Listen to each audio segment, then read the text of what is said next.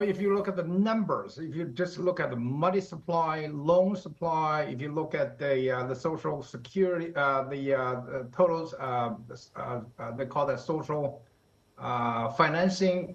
Actually, the number is still very much weak, on the weak side. So I think I understand the stock market have gone up, the stock prices have gone up quite a bit. But I think the Chinese government has been very reluctant to really use the bazooka to host the system, really drive the consumption to a very speedy recovery. They are always concerned about debt. They are always concerned about what the consequences of this using bazooka will be. If you read Xi Jinping's recent talk, he always talk about, hey, we have to be very careful in terms of not sort of triggering any kind of financial risk in the system. So that explains why, on one hand, they are trying to do something right. On the other hand, they're really sort of kind of reluctant to really commit it to a large sum of money to get the system going. Chen Zhao, I need to ask you, right, over and above, way over and above what the government can or cannot do to stimulate consumption, to get people to spend and invest more, to take all that money that they've got either under the mattress or in banks earning zero interest right now and put it to work, right? More than anything the government does, do you believe that the emphasis now on the private sector, allowing them to come back, entrepreneurs to come back, tech obviously, and China AI is a huge theme now. Do you think that is really what's going to help consumption more than anything else?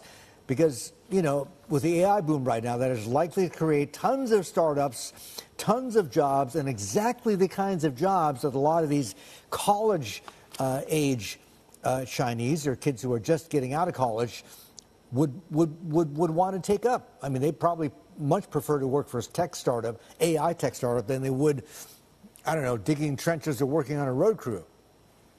I think there are basically two big issues here. One is the supply side, the other one is demand side. Xi Jinping has always emphasized the supply side restructuring.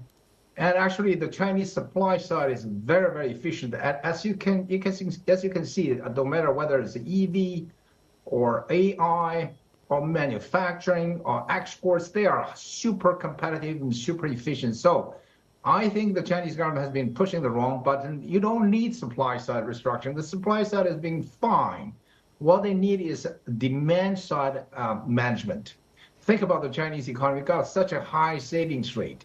They should really come in with like a 3-4% of stimulus, trying to, let's say, last time we chatted about this. Why not just hand over $10,000 checks to per household?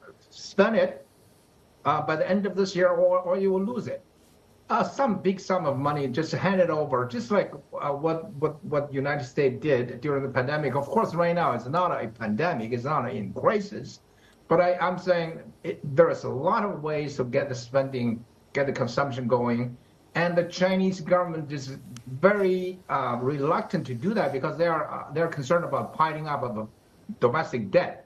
But that is just a accounting problem. It's not an economic problem because the country is a net creditors. You lend out such a large amount of money to the global system. You don't need to worry about anything. This is just taking money from left pocket and putting it on the right pocket. It doesn't mean anything.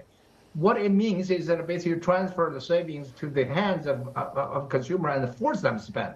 So they need some creative ideas on the demand management. So the supply side restructuring, they always emphasize that.